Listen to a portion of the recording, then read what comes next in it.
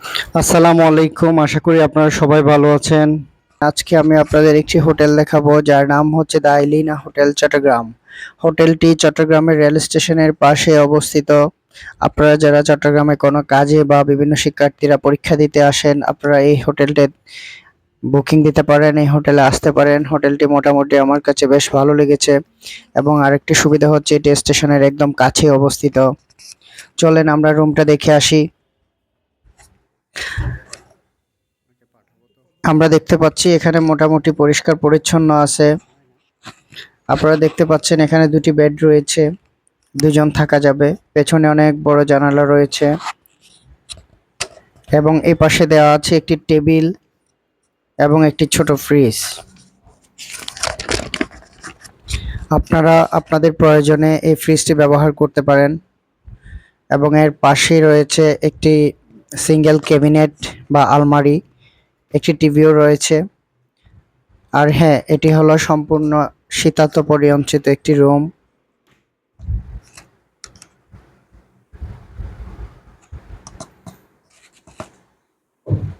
চট্টগ্রামে যারাই বিভিন্ন ধরনের কাজে আসেন তারা তাদের হোটেল প্রয়োজন হলে আপনারা এই হোটেলে আসতে পারেন। এই হোটেলের সার্ভিস আমার কাছে মোটামুটি বেশ ভালো লেগেছে। তার পাশে আছে একটি বাথরুম, বাথরুমটি মোটামুটি পরিষ্কার ছিল। এই হোটেলটি যদি আপনারা বুকিং করতে চান, এই হোটেলের দাম পড়বে ৩,৫০০ টাকা, সাথে দুইজনের বুফে ব্রেকফাস্ট ইনক্লুডেড থাকবে। ব্রেকফাস্টের টাইম হলো সকাল ৭টা থেকে ৯টা। এই টাইমের মধ্যে আপনাদেরকে ব্রেকফাস্ট করে ফেলতে হবে।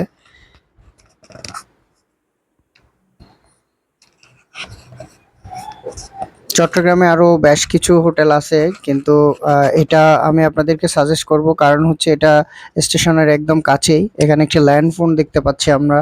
যদি আপনার কোনো কিছু প্রয়োজন হয়, আপনি ল্যান্ড ফোনে ফোন করে আপনি রিসিপশনে কথা বলতে পারেন, সেখানে জানাতে পারেন, তারা আপনাকে খুব দ্রুত সার্ভিস দিবে।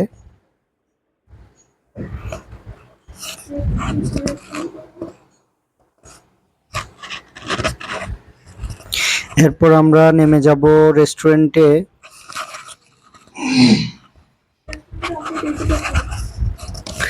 তাদের একদম নিচের ফ্লোরে রয়েছে রেস্টুরেন্ট। এখানে তাদের ওপেন ডাইনিং স্পেস আছে। এখানে আপনি চাইলে সকালের এবং দুপুরের এবং রাতের খাবার সেরে নিতে পারেন।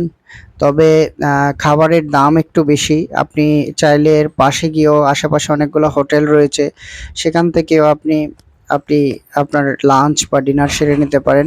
কিন্তু আপনি যদি মনে করেন যে তো প্যারা নেবেন না, আপনি হোটেলেই খেয়ে নেবেন, আপনার যদি সময়ের স্বল্পতা থাকে, তাহলে আপনি এখানেই খেয়ে ফেলতে পারেন। তো সবকিছু মিলে আমার কাছে হোটেলটা বেশ ভালো লেগেছে।